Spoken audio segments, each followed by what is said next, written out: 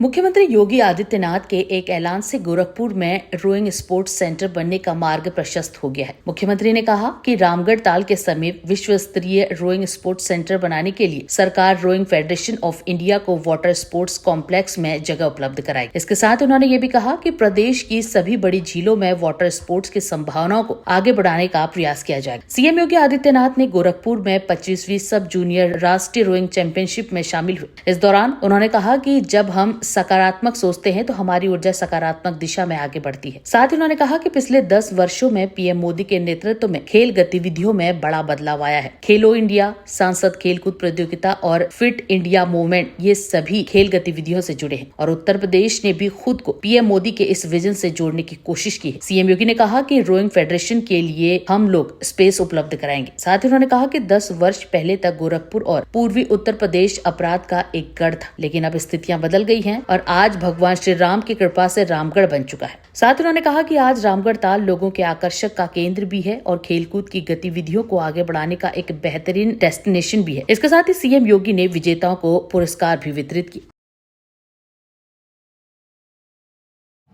10 वर्ष पहले तक गोरखपुर और पूर्वी उत्तर प्रदेश के अपराध का एक गढ़ था और आज भगवान राम की कृपा से रामगढ़ बन चुका है। तो यहां पर इतनी अच्छी नेशनल प्रतियोगिताएं हो रही हैं। अभी हम लोगों ने यहां पर 2 प्रतियोगिताओं को देखा है। क्या जुनून है, और मुझे लगता है कि आने वाले समय में यह और भी अच्छे ढंग से यहां देखने को मिलेगा। यह मेरे लिए अतिरिक्त प्रसन्नता का क्षण है जब मैं यहां पर उत्तर प्रदेश के उन खिलाड़ियों के बारे में जिन्होंने अंतर्राष्ट्रीय स्तर पर रोइंग प्रतियोगिता के माध्यम से अपने कैरियर को आगे बढ़ाया है। श्री पुनीत कुमार ये मुजफ्फरनगर के रहने वाले हैं और इन्होंने एशियन गेम्स 2023 में रजत और कांस्य पदक प्राप्त किया है और उत्तर प्रदेश सरकार ने इन्हें लक्ष्मण अवार्ड के साथ ही खेल कोटे के अंतर्गत जिला युवा कल्याण अधिकारी देवरिया के पद पर इन्हें तैनात भी किया है। श्री कुदरत अली ये लखनऊ के निवासी हैं। वर्ष 2005 में लक्ष्मण पुरस्कार से सम्मानित हुए हैं। अंतर्राष्ट्रीय रोइंग प्रतियोगिता में स्वर्ण पदक और रजत पदक प्राप्त किए हैं। 2024 में ब्रिक्स गेम्स में ये भारतीय टीम के प्रशिक्षक के रूप में इन्होंने अपनी सहभागिता की है। श्री अरविंद सिंह ये बुलंदशहर के निवासी हैं। एशियन गेम्स 2023 में रजत पदक प्राप्त किए हैं और टोक्यो ओलंपिक में भारतीय टीम का इन्होंने प्रतिनिधित्व किया है। मोहम्मद आजाद इस सुल्तानपुर के निवासी हैं।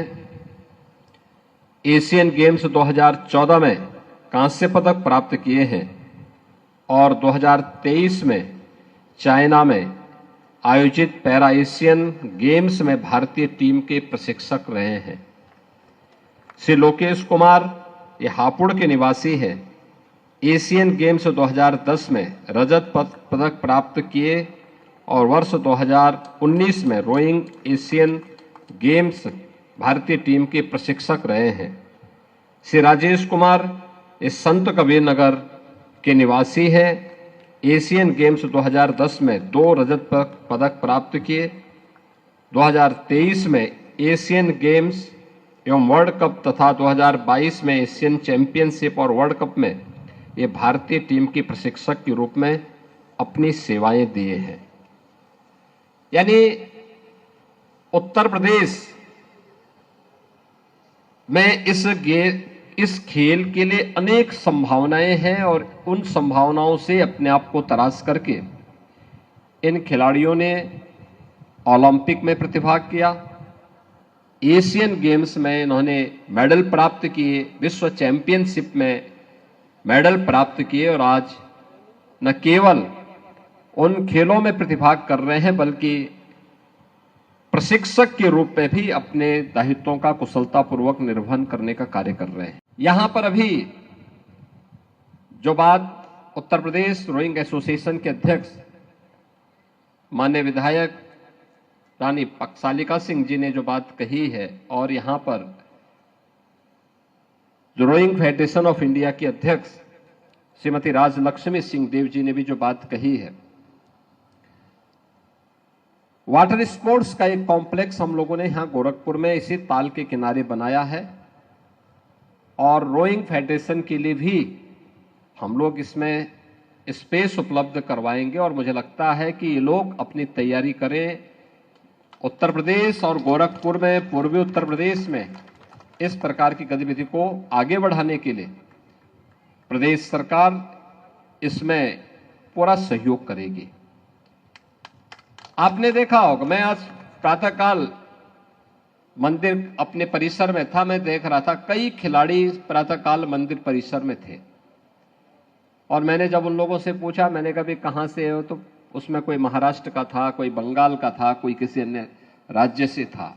मुझे अच्छा लग रहा था कि देखिए देश के अलग अलग कोने से आकर के लोग न केवल यहां को समझने का प्रयास कर रहे हैं, बल्कि अपनी प्रतिभा और अपनी ऊर्जा का बेहतर उपयोग एक सकारात्मक दिशा में लगाने का कार्य कर रहे हैं। पिछले 10 वर्ष में प्रधानमंत्री मोदी जी के नेतृत्व में, उनकी लीडरशिप में आज भारत के अंदर खेल और खेलकूद से जुड़ी हुई गतिविधियों में बहुत परिवर्तन आया है।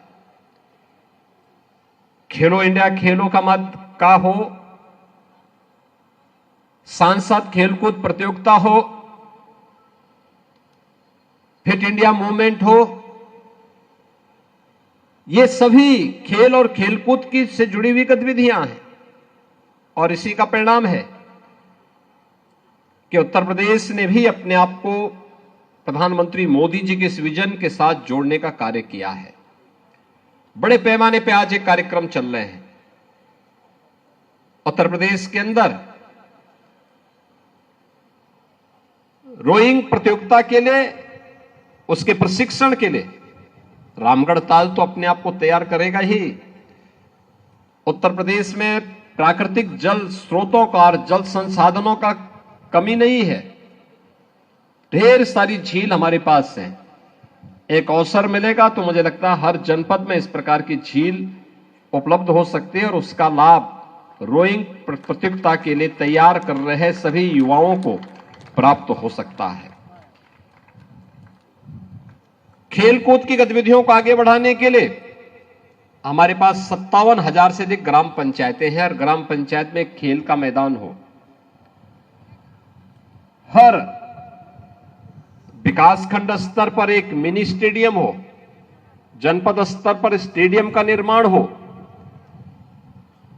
इन कार्यक्रमों को तो सरकार युद्ध स्तर पर बढ़ा ही रही है।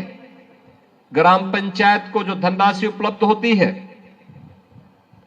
उस ग्राम पंचायत की केंद्रीय और राज्य वित्त से जुड़ी हुई योजना के बारे में प्राथमिकता तय करते समय ग्राम पंचायत से यह भी कहा जाता है कि खेल का मैदान और ओपन जिम के लिए वे अपने आप को तैयार करें, क्योंकि ये गतिविधियां रहेंगी, खेल और खेलकूद से जुड़ी हुई गतिविधियां रहेंगी तो बच्चे नकारात्मक दिशा में नहीं जाएंगे। और आज तो इसमें कैरियर भी शानदार है। खेल अपने आप में जीवन को आगे बढ़ाने का एक सशक्त माध्यम बन चुका है। स्वस्थ शरीर तो बनाता ही है, स्वस्थ मस्तिष्क तो उसके साथ जुड़ता ही है, लेकिन उसको कैरियर को आगे बढ़ाने का भी एक सशक्त माध्यम उन्हें प्राप्त होता है। और मुझे अच्छा लगा कि आज यही रामगढ़ ताल परिवर्तन यही होता है, जो परिवर्तन जिसके बारे में लोग कहते हैं कि क्या परिवर्तन है, तो परिवर्तन यही है कि आज से 10 वर्ष पहले इसी रामगढ़ ताल में गोरखपुर और पूर्वी उत्तर प्रदेश के सभी प्रकार के अपराध होते थे, इसके आसपास के क्षेत्र में होते थे। और आज यही रामगढ़ ताल लोगों के आकर्षण का केंद्र भी है और खेलकूद की गतिविधियों को आगे बढ़ाने का भी एक बेहतरीन डेस्टिनेशन बन चुका है। आप देखिए इसके किनारे एक से एक होटल बन रहे हैं। कुछ बन चुके हैं, कुछ बनने जा रहे हैं। ऑडिटोरियम बन चुका है, सर्किट हाउस बन चुका है, फ्लोटिंग रेस्टोरेंट सामने है, एक रेस्टोरेंट सामने है। यानी इसकी कोई कल्पना भी नहीं कर सकता था। अलग विषय है कि रवि किशन आपको न खिलाएं, लेकिन ये फ्लोटिंग रेस्टोरेंट तो आपके लिए तैयार है ही। ये गतिविधियां बताती हैं कि एक ऊर्जा सकारात्मक दिशा में है।